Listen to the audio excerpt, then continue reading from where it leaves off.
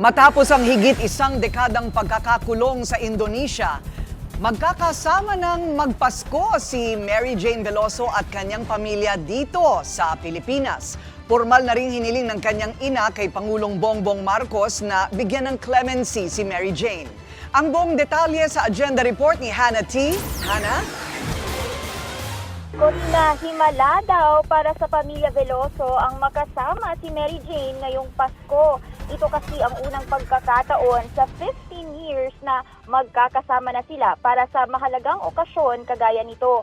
Kakatapos lang nilang dumalaw sa Correctional Institution for Women dito sa Mandaluyong. Nakapasok sila at around 23 silang family members kasama yung mga tita ni pamangkin at syempre mga anak niya. At ngayon, pauwi na sila sa Nueva Ecija.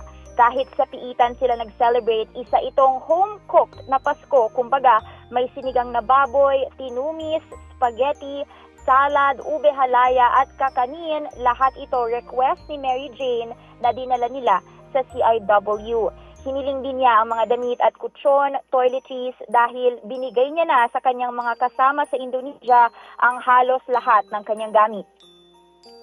Hindi namin akalain na mangyayari ito. Sa 15 years, ito nagkasama-sama na kami ng Pasko.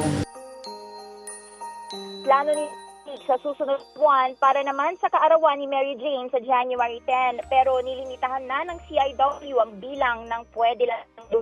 Ayon naman sa ama ni Mary Jane, nauunawaan naman nila ito dahil kailangan nilang sundin ang CIW. Corina, 5 days ago, nagsumiti na si Nanay Seth ng formal request for clemency kay Pangulong Bongbong Marcos Jr. para sa kalayaan ni Mary Jane. Anila, ito na ang pinakamalaking regalo na pwede nilang hilingin para sa anak nila sa darating niyang birthday. Nahatulan ng bitay si Mary Jane sa Indonesia noong 2010 dahil sa kasong drug trafficking. Isang dekada siyang naging bilanggo doon pero nitong nakaraang linggo lang nakabalik siya sa Pilipinas para ipagpatuloy ang pagkadetine sa Correctional Institution for Women. Corina. So Hannah, nabanggit mong personal na nag-apela itong si Nanay Celia kay Pangulong Marcos.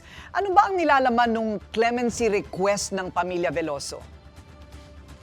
Corina, hiniling ng pamilya at ilang religious groups yung full and immediate clemency para kay Mary Jane na binigyang doon yung hustisya, kapagan at pag-asa. Pinahan ito na United Church of Christ in the Philippines Bishop at ilang pang mga pari at madre at nanawagan ng maging inspirasyon sana yung pag-ibig ni Kristo sa pagbibigay ng clemency sa kanya given nga na holiday season ngayon. Una na rin sinabi ni Pangulong Marcos na ang kahilingan yan kasalukuyan daw nire-review at iiwan niya na ito sa capacity ng legal experts bago gumawa ng desisyon.